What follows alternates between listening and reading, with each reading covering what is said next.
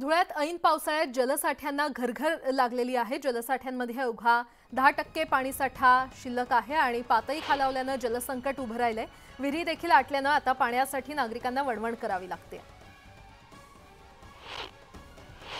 धुळे जिल्ह्यातल्या जलप्रकल्पांमधला जलसाठा हा दिवसेंदिवस कमी होताना दिसतोय।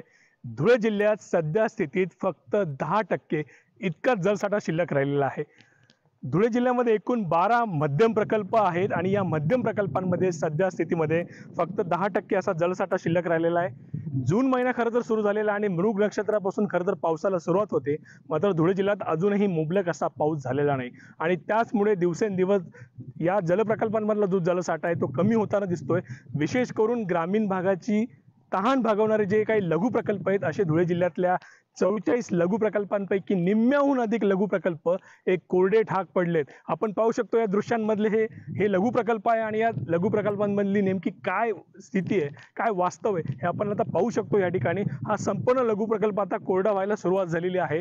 हीच परिस्थिती जिल्ह्यातल्या बहुतांश जलप्रकल्पांमधली आहे। एकंदरीतच जिल्ह्यामध्ये पाहायला गेलं तर आता पावसाळा खरं तर सुरू, मात्र अजूनही जिल्ह्यातल्या बहुतांश भागामध्ये मुबलक असा पाऊस झालेला नाहीये। त्यामुळे विशेष करून धरण क्षेत्रामध्ये हवा तसा पाऊस न झाल्यामुळे अजूनही जलप्रकल्पांमधला जलसाठा जो आहे तो वाढलेला नाही। एकंदरीत जर पाहिलं जिल्ह्यामध्ये सध्या स्थितीत 12 गावांमध्ये टँकरने पाणी पुरवठा सुरू आहे।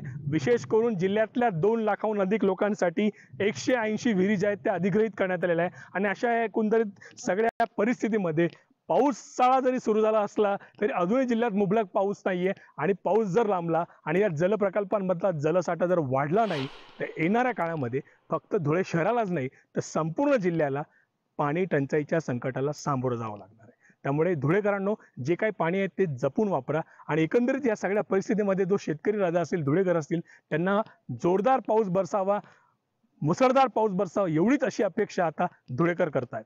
दीपक बोरसे, न्यूज 18 लोकमत, धुळे।